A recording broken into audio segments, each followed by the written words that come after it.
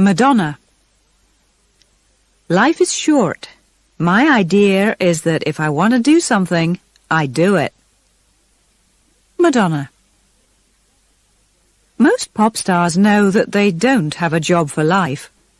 1 or 2 successful records may give them enough money to have a good time for a few months.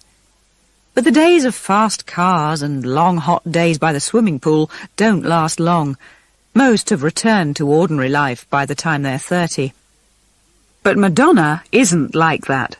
She has been the world's top female pop star since the middle of the 1980s.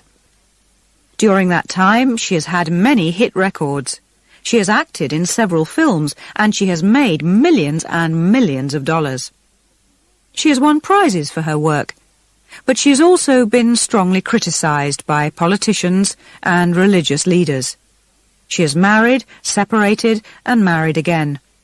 She has had 2 children, and she's also shocked a lot of people with her wild behavior. Some people say that she has been successful for such a long time just because she is a wonderful singer and songwriter, but most agree that it isn't as simple as that.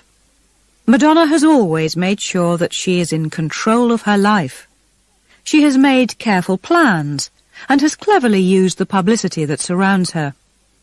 She has also used her success to build a large international company that makes big profits. But Madonna started right at the bottom.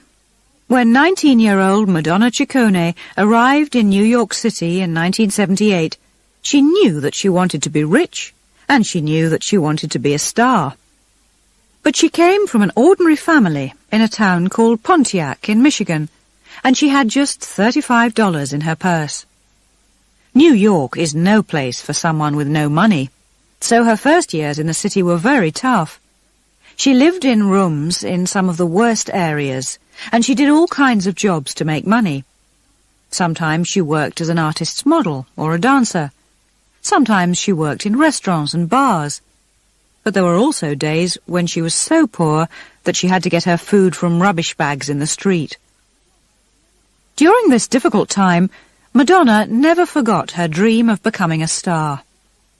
When she wasn't earning money, she learnt to sing and play musical instruments. She also taught herself to write music. Soon she was writing and recording her own songs. In 1982, someone at a record company listened to her song, Everybody, and decided to offer her a recording contract. It seemed that her dream had come true. But Madonna quickly realized that she still had a long way to go. Everybody was a dance song, and it was popular in the nightclubs of New York, but most people in the US and the rest of the world didn't notice it. This wasn't good enough for Madonna. She wanted to find a way of getting everybody to buy everybody. In the days of Elvis Presley, the Beatles and the Rolling Stones, the music industry had been mainly about making music and selling records. Pop stars were rarely seen on TV, so most people listened to the radio to hear the latest songs from the pop world. But in the early 1980s, that started to change. In 1981, an American TV company called MTV, Music Television, started to broadcast pop videos to teenagers and young people across the US. Their first song was Video Killed the Radio Star by the British group The Buggles. It was a perfect way to start because the song's words told the story of the future of the industry. Over the next few months across the US, more and more teenagers switched off their radios and turned on MTV. Soon, MTV had spread to 100 countries around the world. The pop music industry became more international than ever before. Record companies realized that a good song needed a good video to become a hit. Because of this, they started to look for singers with their own style who could perform well on video. Madonna knew that she could be this kind of star. She didn't just have great songs and a great voice. She also had her own way of dancing and her own way of dressing. She had had some success in New York, but how could she now become a star on the world stage? she decided that she needed a manager to help her. Because she was Madonna, an ordinary manager wasn't good enough. She needed the best manager in the business. At that time, many people thought that the best manager in the pop music industry was Freddie DeMann. He had worked with Michael Jackson for several years and had helped him to produce some of the most successful records of all time. DeMann understood how to make videos, and he knew how to work with MTV. So Madonna just had to persuade him to work with her. But how? In Madonna's position, most young singers sent a manager a letter and a recording of their songs. But Madonna wanted to be different. She found out Freddie DeMann's address, walked straight into his office, and performed her songs in front of him. Freddie was rather surprised, but he also liked what he heard and what he saw. "She had that special magic that very few stars have," he said. Freddie DeMann was the right man for her. Her next song, Holiday, was also a dance song, but it wasn't just a hit in New York. It was a hit on MTV. It was a hit across America. It was a hit right around the world. Freddie also found an opportunity for her to act in a Hollywood film. By the end of 1984, she wasn't just a radio star. She wasn't just a video star. She was a film star as well. In the middle years of the 1980s, money and success seemed to be the most important things in the world. The American economy was doing very well, and President Ronald Reagan had reduced taxes, so people in business had a lot of money to spend. In New York, young businesswomen wore big diamonds and beautiful dresses from the world's top designers, and they loved to drive to parties in expensive foreign cars. Intelligent people from outside the business world were often asked, "If you're so clever, why aren't you rich?" There was no answer to that. During those years, Madonna's face was always in the newspapers. Her videos were always on MTV, and her songs were everywhere. She had one hit record after another. One of her songs, from 1985, seemed to explain the feeling of the time. "We are living in a material world," she sang, "and I am a material girl."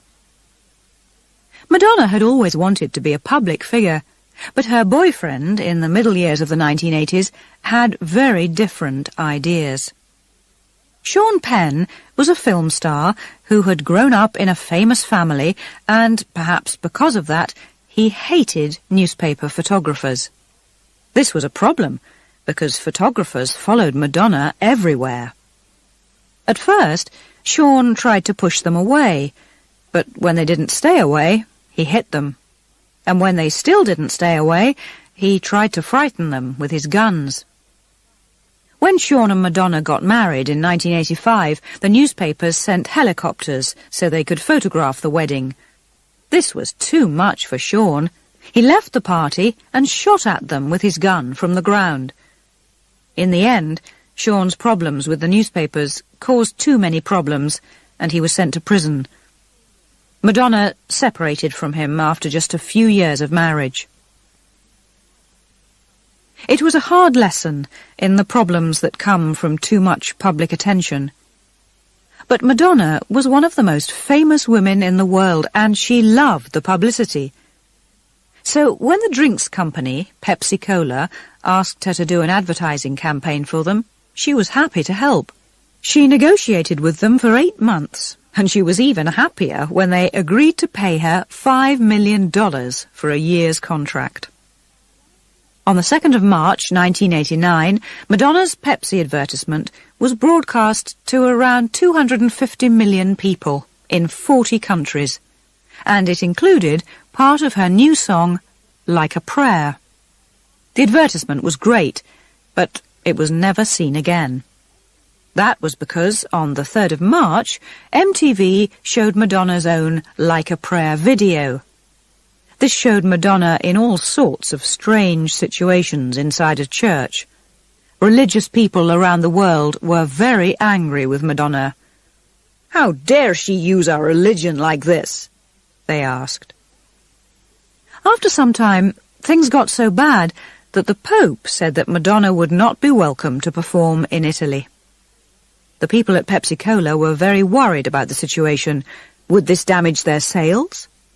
They didn't want to wait to find out. They decided not to use Madonna's advertisement again, although they let her keep their $5 million. But Madonna was the winner in another way as well. After all the talk about Like a Prayer in the newspapers and on TV, everybody wanted to buy the record. It soon became a bestseller in 30 countries around the world. After Like a Prayer, some people began to see Madonna in a new way. They realized that she wasn't just an ordinary pop star. She had been at the top of her business for a long time. She was clearly a very tough person.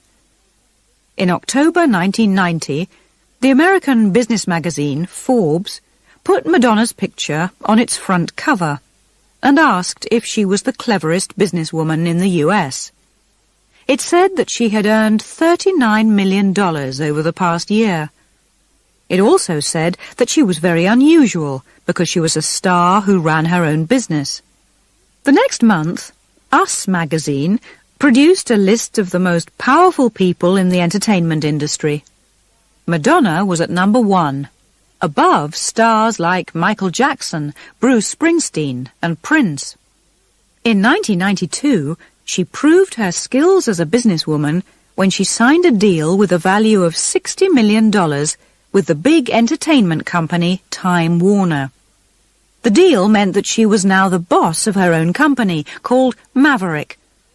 Maverick could produce records, videos, TV programs and books, and it gave Madonna complete control over her own products. She used this control to surprise everybody again. Maverick's first product was not a record or even a video. It was a book of photographs called Sex. The book was unusual in many ways. Its cover was made of metal, and it contained a CD of a new Madonna song. It also contained photographs that showed Madonna without her clothes on. In the weeks before Sex arrived in bookshops, journalists around the world wrote about the book. Many people thought she was making a big mistake, but Madonna was completely confident. She decided to print 1 million copies of the book and to sell it for a very high price, nearly $50. When the book finally went on sale in October 1992, the big question at every fashionable party was, "Have you seen the Madonna sex book?" Some people were shocked by Madonna's photographs. Others were angry, but many just went out and bought it. It sold 500,000 copies in its first week. But Maverick was not just an opportunity for Madonna to produce and sell her own books, records and videos. It also meant that she could work with other young musicians. "I want a real record label with real artists," she said. "I want artists who have a life of their own and who have a point of view." Since 1992, Madonna and her team of managers have listened to hundreds of recordings from young singers as they've tried to find the stars of the future. Everyone in the music industry agrees that this is very hard to do. Sadly, most young musicians fail. But Madonna quickly showed that she could find the right people. And in 1995, Maverick produced a record by the Canadian singer and songwriter Alanis Morissette. She was a good choice. Her record sold over 27 million copies around the world. Maverick has also made records for hit films like Austin Powers and The Next Best Thing. In 1999, the company had sales of around $750 million. Madonna's busy life means that she can't spend a lot of time in her company's offices like a normal boss. But wherever she goes, she uses the internet to communicate with her company's managers who look after the business from day to day. Madonna is certainly not everyone's idea of a typical business person. She will always be best known for her songs, her films, and her shocking way of life. But as computers, better communications, and the internet change business, Ideas and style are becoming much more important than machines and materials. If you want to succeed in the 21st century, you need to be able to think of new products and new fashions. And you must also know how to use publicity and how to create the right image. In the factories and offices of the old business world, the bosses were nearly always serious men in dark suits and ties. But in today's business world, women are proving that they are better managers and that they know more about the lives of ordinary people. In the expensive designer shops of Chanel and Hannah Mori, in the hundreds of body shops, and in the studios of Harpo and Maverick, the message is clear. Modern women mean business.